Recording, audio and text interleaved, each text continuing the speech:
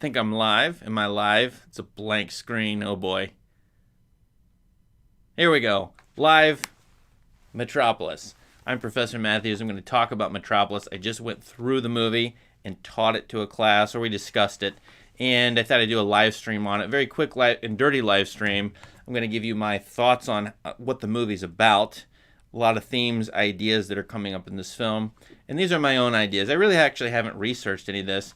Feel free to steal anything, modify anything. This is definitely my interpretation as well. And I am not going to talk about how this movie is made. Not too much about historical context, though a little bit. You're going to have to go research who made it, who's in it, how they made it, and so on, because that stuff is fascinating. I just don't have all the information. I'm not too firm on that. But let's get going with Metropolis. And up here on the screen, I have my images. So I'm going to just go through an image slideshow and talk a little bit about this movie, which is famous, uber famous and influential. Fritz Lang's Metropolis. You'll see it in all kinds of movies that come after it, from modern times to the Oscar winner from a couple years ago, Parasite, and Snowpiercer maybe. There's a bunch of movies that will come to mind when you see it. In fact, I watched this movie yet again, and I'd seen it a few times, maybe 3 or 4. And I'd never realized that the first Batman movie by Tim Burton, and it was wildly popular when I was a kid, is definitely quoting this movie. The end of this movie, where the evil mad scientist goes up the church and carries Maria up on the roof, is kind of like the Joker dancing on top. I think it's a cathedral in the first Batman movie. So there you go for a reference. I'm going to go back to the beginning of my slideshow here, and we're gonna have the vision of the futuristic city, and the city that progresses into the future and is the glory of human civilization created by a man, as this movie says, or humankind, called the new Tower of Babel in the movie. This movie actually has, on the one hand, futuristic elements, but ancient elements layered on top. It has science and scientific things, engineered things based on science, but then religion as well. So you're gonna see a variety of aspects of human society and just the world, universe itself, piled together in this movie. Philosophy, theology, psychology, religion, science, sociology, economics, politics, and more, aesthetics, all blending together seamlessly in this movie. To create a tapestry that you can look at this movie from any particular angle. You can look at it from an economic viewpoint, Marxist or otherwise. You can look at it from a psychological viewpoint, Freudian perhaps. There's a number of, like, dozens of ways. So I'm only going to be able to articulate a few here in this slideshow. Thanks for joining in, by the way. This is a totally impromptu live stream. So here's the image of the city. All right, that's the giant Tower of Babel, phallic-like. I do think that's part of this imagery. And the music that plays is glorifying. It's John Williams-esque. Of course, this came way before John Williams. I feel like the triumphal music behind the Tower of Babel, I would call it the Tower of Babel theme, actually ennobles the vision of the city in this movie. This city is gloriously futuristic.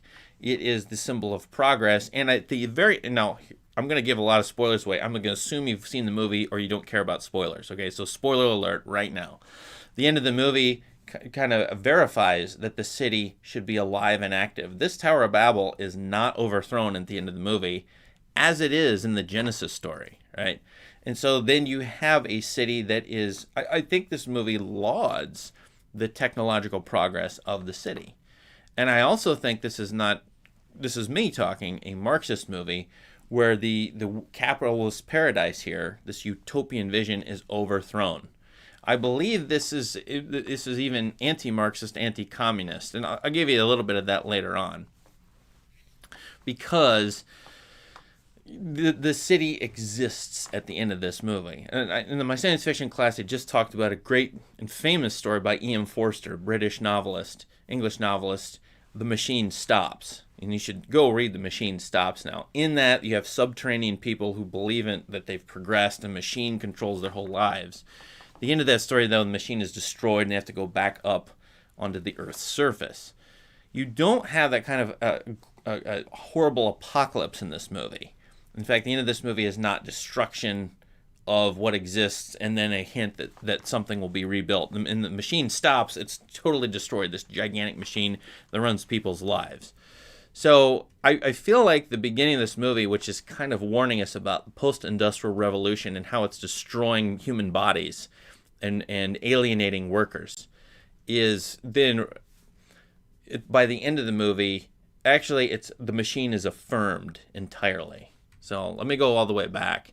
The opening of this movie is a montage of machine-like imagery, reminding me of Charlie Chaplin's Modern Times. I have no doubt that Chaplin had seen this movie and kind of riffed on it in his own great work, which you should definitely watch. But these machine-like imagery, it reminds us of the Industrial Revolution and what happens to workers. You get this image real quickly in the movie of the huddled masses, basically looking like they're in jail. This is the subterranean hell beneath the Tower of Babel. And it's prison-like. It may be an allusion to Plato's cave allegory.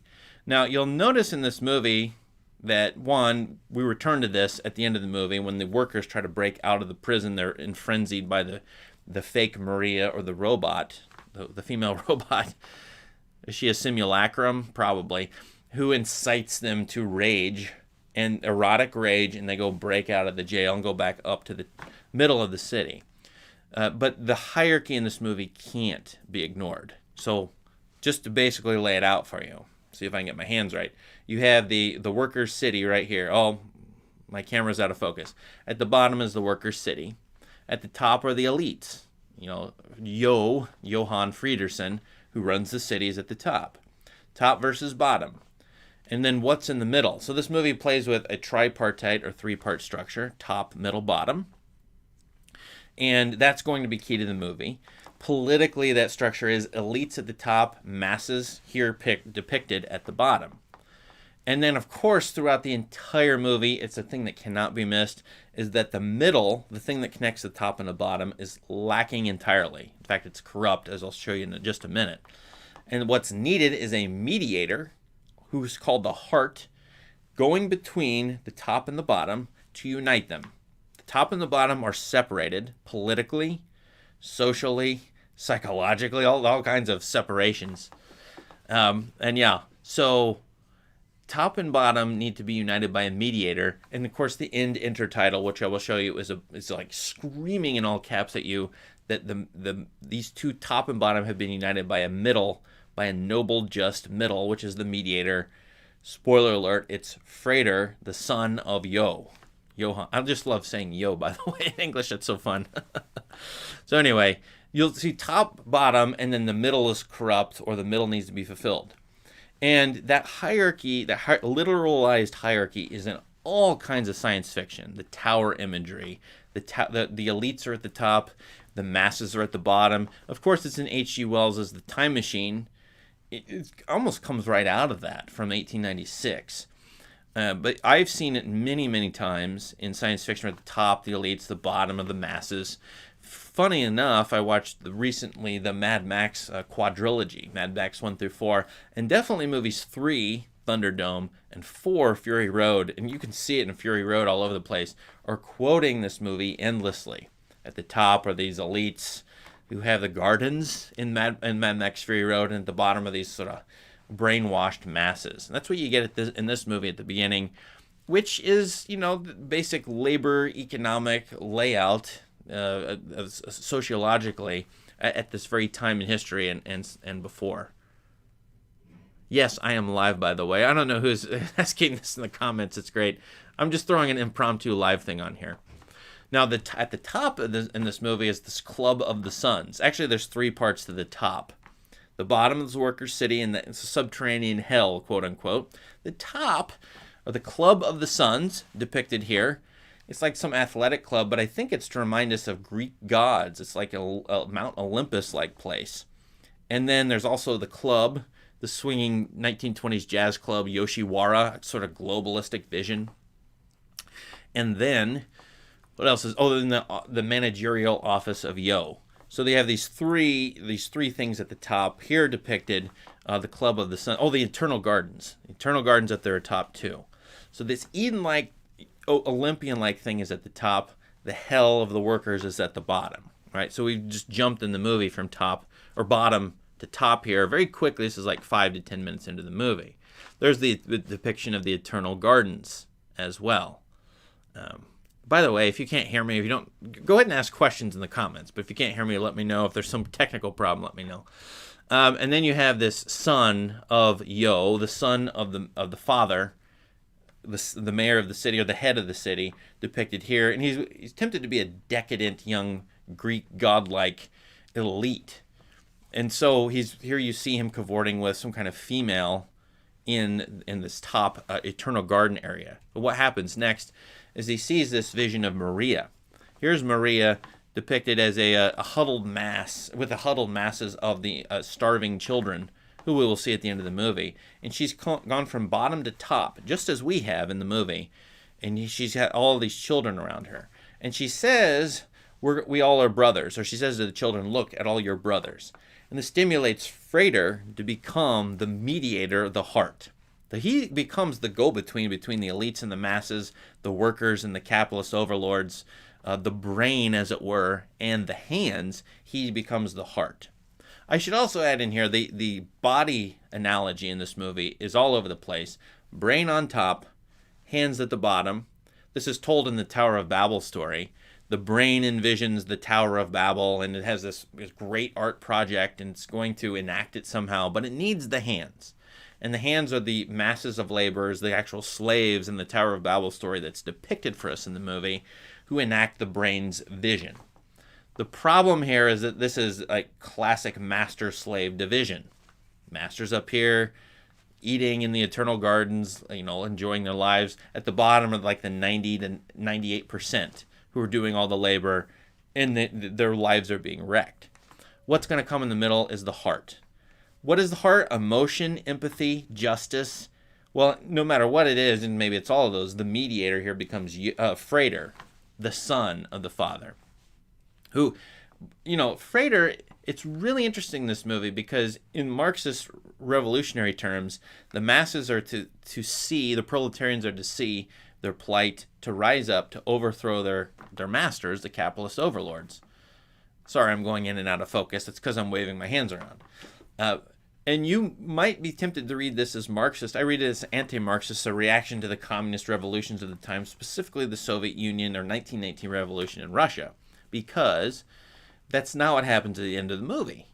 It's the son of one of the elites becomes the one who unites the masses, the workers, and the overlords. And you need the overlords in the end just as much as you need the masses. You just need to bring them together and see they're brothers. It's a different sort of brotherhood or comradeship in a communistic sense. That's what I find it fascinating about this movie. What is it saying politically? It's looking for unity between all people who exist, no matter their place in the hierarchy. Now, there's a lot of Jesus Christ imagery in this movie. And Frater, who I just skipped by, first of all, there's Maria, who obviously conjures up images of the Virgin Mary. And we're to contrast, I think, the Virgin and the dynamo, as Henry Adams did in his famous essay about the differences between Europe and America. Europe is more like they worship Mary. They have more Mary imagery. It's a different sort of thing than the progressive Industrial Revolution dynamo stuff, which we see or already have at the beginning of the movie. So you contrast the robots and the machines with the heartfelt people, and that's what actually this actress does. She plays Maria and the robot witch, they're completely at odds or completely contrasted in this movie. Anyway, the Christ imagery, she's kind of the Virgin Mary figure, and then Frater, stimulated by her, and she says, these are your brothers to the kids, holding his hand over his heart, becomes the Jesus figure who literally goes from the top to the bottom. He goes from the brain to the hands. He goes from the elites to the masses, from the capitalist paradise above to the worker city below. Subterranean hell, as it were. He descends into hell, as Jesus did, and he becomes one of the workers. He actually substitutes himself as one of the workers. The worker, it's great, the number 11811, who's doing the clock motion stuff, you'll see that in a minute. Frater becomes him and lets the worker go up and see the Tower of Babel utopia above. It's like classic Christian theology, the atonement of Christ who subs in himself or he becomes one of them. Here Frater becomes a worker, and already he's got a heart. One, he loves Maria. Two, he's got a heart for the kids, and he likes the brotherhood idea. So, I love this image, by the way. This movie endlessly quotes, or other movies endlessly quote this one. Blade Runner, definitely. You watch this movie and then Blade Runner, and I think this is where I forget his name, but the head of the corporation, Tyrell Corporation, it must be Tyrell, is kind of looks like this guy who is maintaining, this guy in the movie is maintaining the Eternal Gardens and telling Frater, no, we got to get Maria and these kids out of here. They have ascended when they can't, or shouldn't ascend, from earth to heavens, a subterranean hell to the Garden of the Gods up here. Frater goes down. Here's the image of him in the factory world, the world of the workers. So, and then the factory is depicted as Moloch. When this machine overheats or the workers can't keep up with it, it demands a sacrifice, literal bodily sacrifice. It eats the workers. And it takes their bodies, and it not just warps their bodies, all this machine and factory work. The Industrial Revolution changes human bodies, but it also eats them as like human sacrifice. And the occult imagery is all over this movie, as it is in a number of movies from this period. This is for Europe and America, at least in my knowledge base. Occultism is all over the elite stuff. Satan worship, Satan imagery, really potent stuff. Actually, I should tell you this, on my channel right now, my Metropolis video, what makes this movie great, is like number 2 or 3 most views per day. I feel like a number of sort of right-leaning people are watching that movie, given the comments on that video, and coming to it and seeing some kind of elite conspiracy of today in 2022, reading it back into this movie, as if the elites are Satan-worshipping, controlling types who are kind of the Great Reset, and they're going to go kill us all or kill a bunch of people through their master plans. Those are the comments I'm getting in my Metropolis video. And while they may be seeing that accurately in like the sliver of this movie, they're missing a bunch of stuff, including the fact that the elites are at the end, and the elites love the workers, and Frater is one of the elites, and so on. But the movie does use biblical religious imagery throughout, especially apocalyptic imagery. The apocalypse meaning change, a vast change, and that's what's needing to happen in the movie. But for science fiction, which foregrounds vast change, that's what's going on here with this machine going to be destroyed, but really reformed in the end. So Frater takes a look at Moloch and is scared out of his mind. But then we go back to the Tower of Babel. Here's his father. And another Star Wars imagery. Lots of Star Wars imagery in here. C-3PO and the robot are from this movie somewhat. But I feel like the father-son dynamic as well, with this emperor-like guy running the city. He sort of has a heart, but not really. You see him in the movie do nefarious things. So then he's the father who can't connect with the workers. It takes the son to connect him. But the father does have a heart after all. There's a little bit of Darth Vader emperor stuff in this movie. But the vision of the city is glorious. And there's great, wonderful shots of it. Now, throughout the movie, you have time as an element, a representation of the Industrial Revolution when time sort of supposedly shifted or changed. It becomes more efficient. It gets gridded out into a system. Even Enlightenment thought period. Actually, clocks were invented long ago, obviously, but this idea of regimentation of time, that you are, as a human, are bound to being more efficient, and you need to regiment out your life, or slices of your life need to be ordered in a proper way through the clock. Shows up here, and these humans' bodies are moved around by this clock.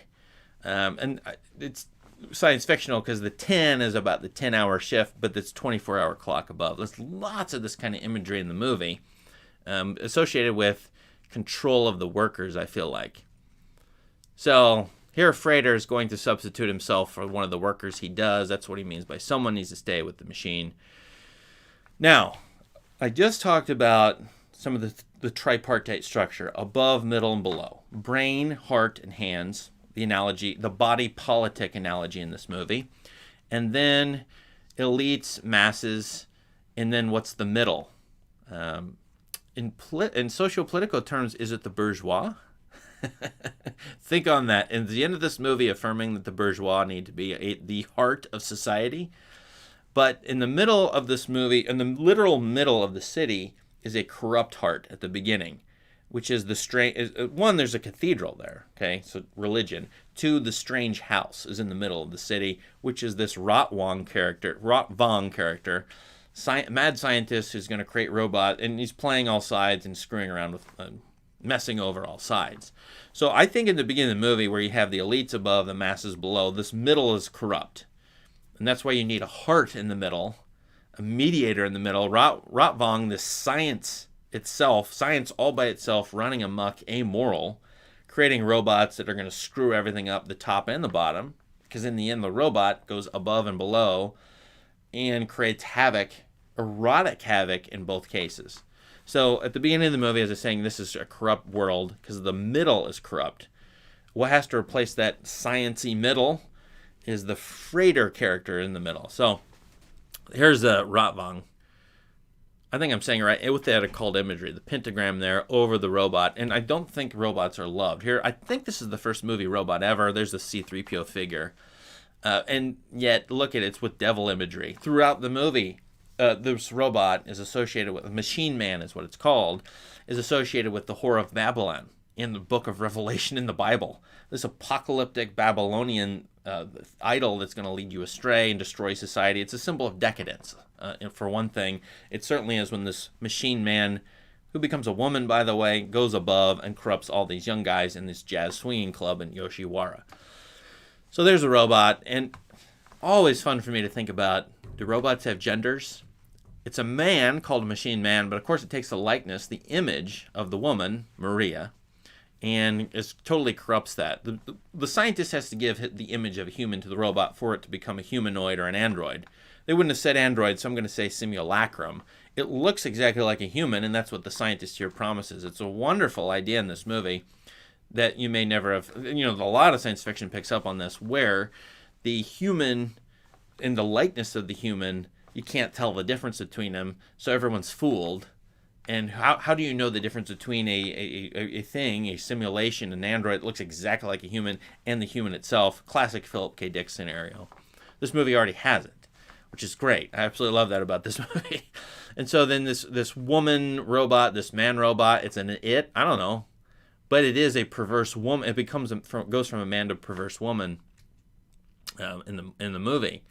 Now here we have the clock. Actually, what it is some kind of, I don't know, thermodynamic device that Freighter is moving around with his hands. This is part of the worker's job here. And then overlaid on top of it is this clock where about ending a shift. And here, as I was saying, human bodies are contorted and controlled by the Industrial Revolution, the factories, and so on. They're so contorted that, I guess I don't have the image of it, but they're bending over, and their necks are strained, their backs, and so on. That comes in the beginning of the movie. So he's completely contorted. This image of chaos and uncertainty. This is almost like with the classical literature thing or classical art thing. Now I'm blanking on it. The famous sculpture in the Vatican that was, dang, I know, I saw that contorted priest figure. You should tell me what I'm trying to say, because I totally forget. But here are the catacombs, and Maria at the catacombs. She tells the Tower of Babel story, right? So the likeness between the Old Testament and this futuristic society is here. The question, though, is this really a Tower of Babel? I don't think it is. I think this is a glorious new creation in the end. When the Tower of Babel is ultimately destroyed, languages separate people. In the Tower of Babel story, everybody's separated, right? Into this movie, though, everybody's brought together. Literally at the end of this movie, let me go back. I'll talk about that image in a minute. Literally in this movie, everybody comes together into the middle. From the top and the bottom, the workers rise up. They go toward the middle because they're revolting. And then the elites come down because they're driven by the mad robot out of their club. And then they meet in this strange house middle, also where the cathedral are. Everybody's there at the core, at the center, the heart, the middle of the city. And so that's where we're going. And I feel like the whole of society is affirmed because everyone's brought together and unified there. The body politic, brain, heart, and hands are unified. They're not separated as they are in the Tower of Babel story. So there's a solution presented here, this sort of mediator figure, whatever he represents, Jesus Christ, I said, but I think there's way more things than that Freighter represents in this movie. So the Tower of Babel story's told. I love this image. In class they were saying this looks like a hand. It's the slaves, the hands that are serving the brain, and the brain has this vision of the tower. Now, I'm going to go into one more thing here. This gets a little complicated, so please stay with me. The brain, heart, and hands thing. It's all over the movie. I feel like some of that's coming from Enlightenment rationalism. Even before that, like Italian Renaissance stuff, where I teach a class on the Italian Renaissance. It's kind of cursory, or it's an introduction. But the idea that my mind creates, my hands do the labor that enact my mind's vision. And you can see that kind of interpretation in a lot of artworks from the Italian Renaissance. One of them is Michelangelo's David, who has enormous hands, who's going to throw the stone, and that's going to do the work of the David. But the head is huge too. It's a thinking, contemplating man. And you can see that in some of Michelangelo's stuff, that the head is huge, it's got the vision, the hands do the labor. The mind is where the brain is where the genius of the person resides in the vision. The hands are how action takes place. So it's like potential and actuality, right? It's mind and body thing and duality, and it sort of enacts the world. Problem is, where's the heart at? Right? Where's the emotion? Where are the desires at? Where is love? Right? I feel like this movie is doing a Hegelian synthesis, if you know what that is. If you don't, go look it up. And thesis is the top, antithesis is the bottom. Thesis are the elites, antithesis are the masses. Thesis is the brain, antithesis is the hands. Okay? What needs to be brought together is the heart. So to me, the Hegelian synthesis are those two things brought together in the middle, the resolution, the synthesis. It's also like Enlightenment rationalism, which favors mind over body or something like that. Very reductive, by the way, but Enlightenment rationalism going together with Romanticism of some kind. And these two needed to be blended to create this ending, which is where the heart comes in. And now we have unified the body politic. We have united the division between the laborers and their elites. We have united the entire city structure. All things come together because of the synthesis. So anyway, that's one of my reads on this movie, is that it is bringing multiple disparate elements together, not just workers and elites, but also different philosophical ideas. There's the Tower of Babel imagery. Actually, the robot there, who takes on that likeness of the Tower of Babylon from the Apocalypse of John in the Bible. And there's the robot too. And sciencey stuff there. Oh, one more thing about this. I'll leave it up. Well, okay. This is the robot who takes on the image of a man, a woman, humans, and in order to gain that image, here he, she, or it is, like the first robot in movies. Now, I wanted to do one more thing with this structure of top, bottom, and middle. In fact, you could probably do 50 different things with it. You can superimpose Freud's, super ego, and it on top of it. Do whatever you want. I do feel like the Platonic imagery is here. Plato's Republic. The cave allegory, just a little bit. These workers are in prison. They're unenlightened. They have no access to philosophical knowledge of the elites on the top.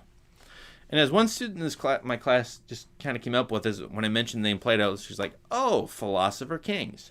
The way this metropolis is laid out structurally is at the top you have your philosopher kings. Actually, your scientific managerial elites, I would think more so than philosophers, but never mind. They have knowledge that the bottom of society doesn't. They are literally on top above the earth's surface, whereas the workers are below, right? As in the cave allegory.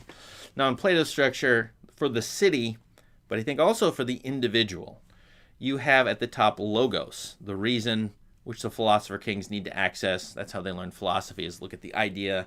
I'm going to be reductive and dumb this down, but logos at the top. At the bottom is eros, the base desires of humanity, lust, actually even 7 deadly sins imagery, which comes in this movie. Logos at the top, eros at the bottom. Okay, and what do the workers do when they're incited by this witch robot on the screen? She tells them, death to all machines, go kill the heart machine, go destroy the machines. So they do. They're frenzied. They go mad, as the intertitle quotes it. They are literally mad with desire. It's rage here, probably anger. But it's eros run amok. It's anti-love on their part. They hate the thing, so they're going to go destroy it. And of course, that Eros takes over and frenzies them, as it does with a number of characters in classical literature, like Dido in the Aeneid, in the Aeneid, Dido, and they're going to be destroyed. Which is one reason I say this movie is not about a Marxist revolution, a positive Marxist revolution. They don't know what they're doing, these workers. They're going to go destroy the whole city, their livelihood, and they've forsaken their children. They've forgotten about the future and subverted some of their natural instincts to preserve their own children. Just completely left them to the flood.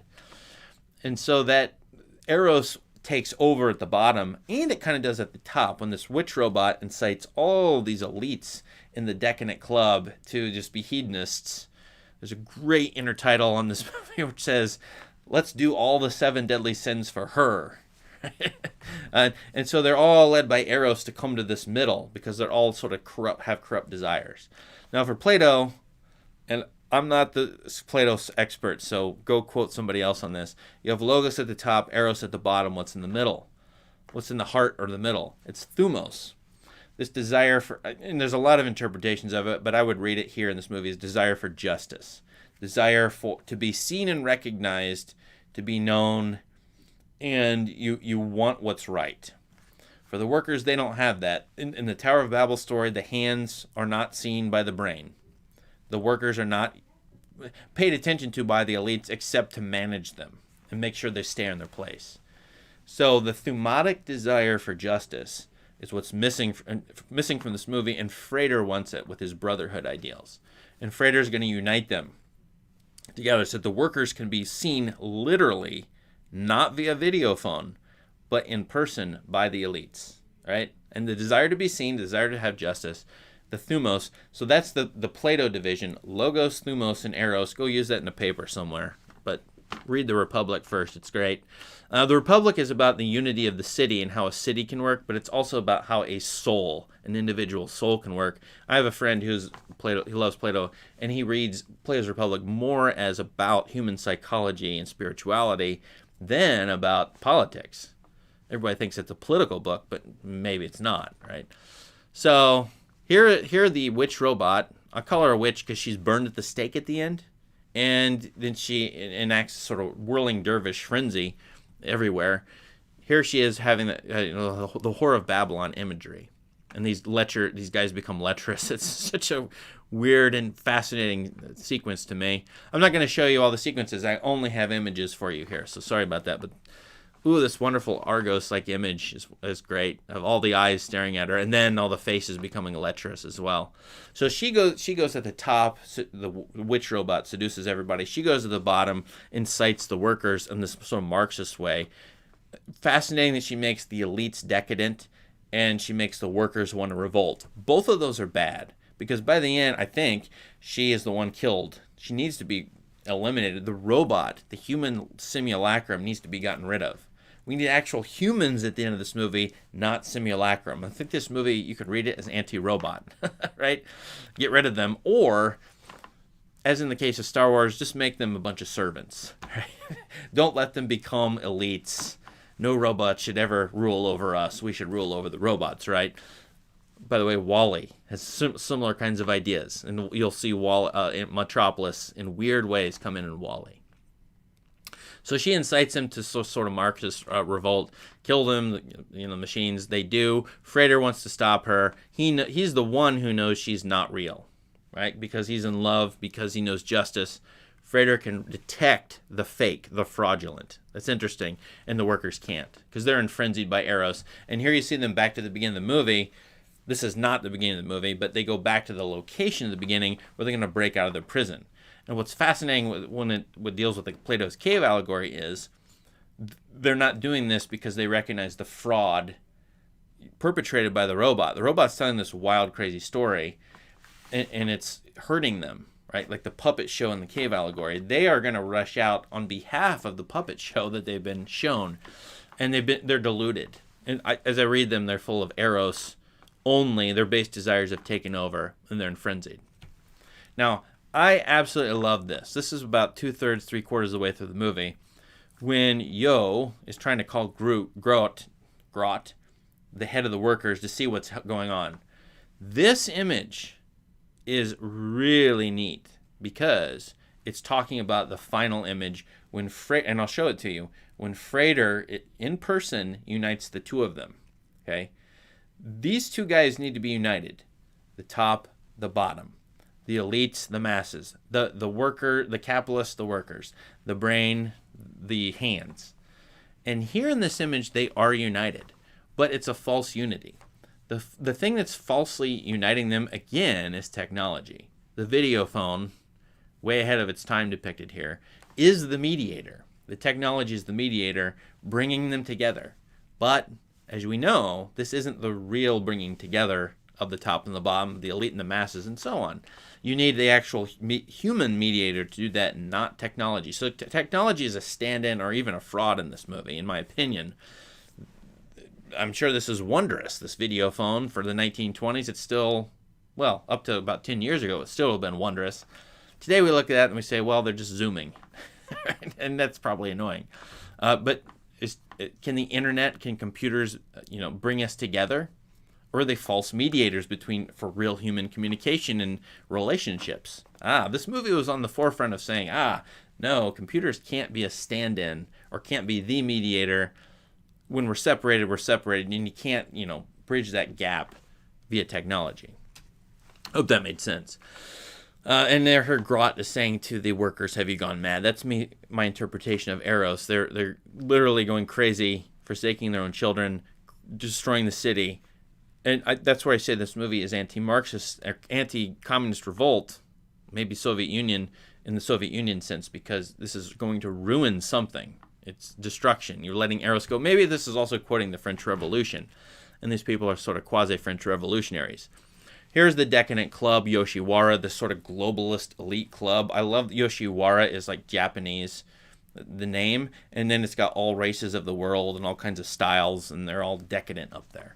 Right? It's globalistic vision of paradise, but it's paradise gone decadent.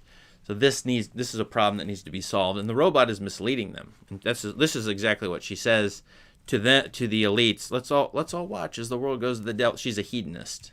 Up there, she's a hedonist, and below, she's a commie revolutionary, and it needs to be destroyed. Science has created this thing and let it go amok. So anyway, I don't have all my images. Well, oh well. So I'm not going to be able to show this to you because I didn't put it in my slideshow, but the final image of the movie, you should go take a look at it, is at a cathedral.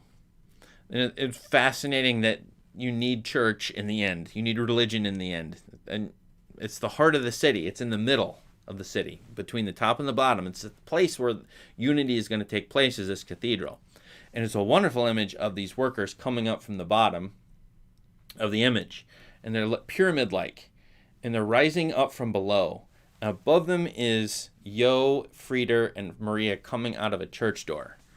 So the image retains the top and the bottom thing, where the elites are above and the workers are below. But the workers are rising up, and the elites are coming down a little bit in the image. And then it cuts to a bunch of shots where you're going to have to get Grot, the leader of the workers, and Yo, the father of the city, together.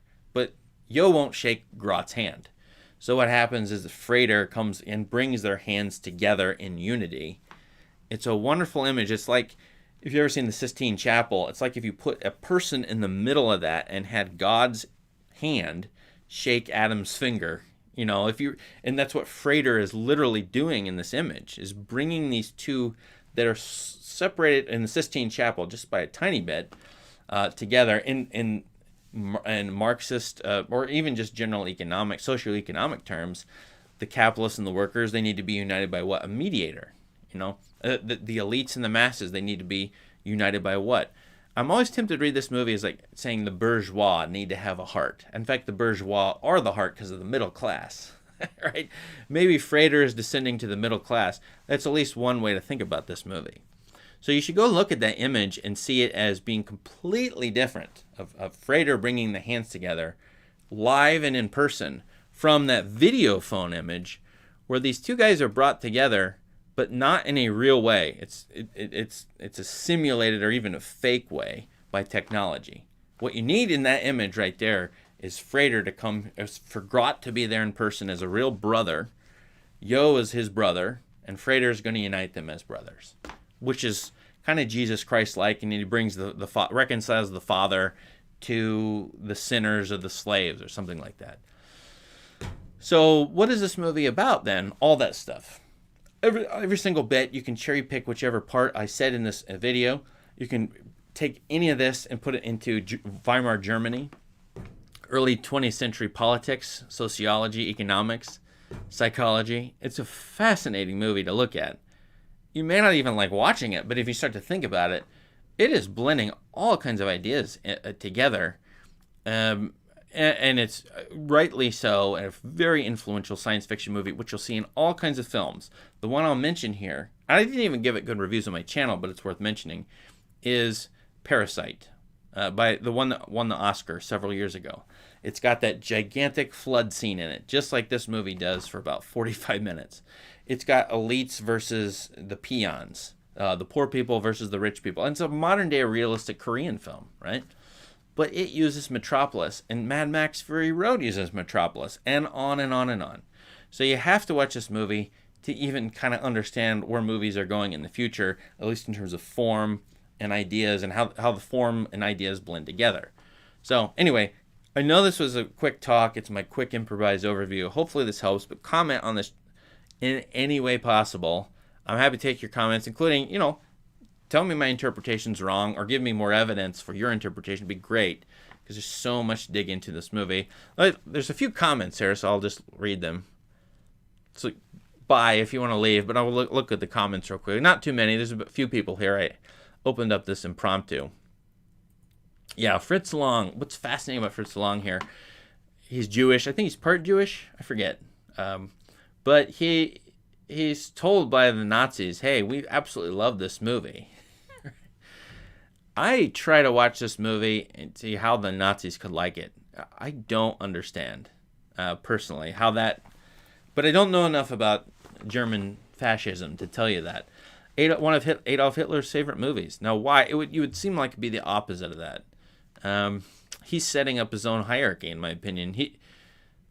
The Brotherhood of Man stuff, I don't understand. It doesn't make sense, because everybody's united no matter their ethnicity at the end of this movie. There's nothing. This movie has nothing to say about that, I think.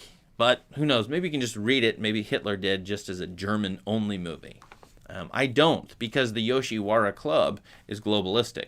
The workers, they could be slaves from anywhere, as the Tower of Babel slaves apparently were. They were brought from different places, as that Tower of Babel story says in the movie. So it's really interesting if you look up Fritz Lang, the director, his relationship to the Nazis. He apparently just fled very quickly after the Nazis told him, hey, we love your movie.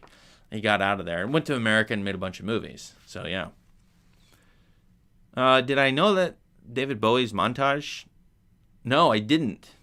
Wait, what is that? Moonage Daydream? Oh, there's a new David Bowie documentary, like 2022. I didn't read much on this movie at all before coming on here, but Queen used it in their concerts. Right? You have to watch this movie. You'll just see it everywhere. Yeah, Club of the Suns has an ubermensch overtone. Yeah, they're training their bodies. They're becoming more than men. Even the hint that Rotwang, if he were an elite, he would enhance humans genetically or through, at least in this movie, in mechanical means. If the elites could employ Rotwang to enhance them, they probably would, and make cyborgs out of themselves. This movie comments on the threat of humanity becoming cyborg-like. No, it's a very common idea. It's in WALL-E too. We need to rule over the machines. Don't let the machines rule over us. And I guess we need church to do that. Plus Frater. Yeah, the Tyrell connection and Blade Runner is down there too. So anyway, thanks for watching this. Comment on the video. I did this after a class, so just all fresh on my mind. Go check out the channel. I do have another video on Metropolis. It's kind of an intro video. So anyway, thanks a lot. Have a great day.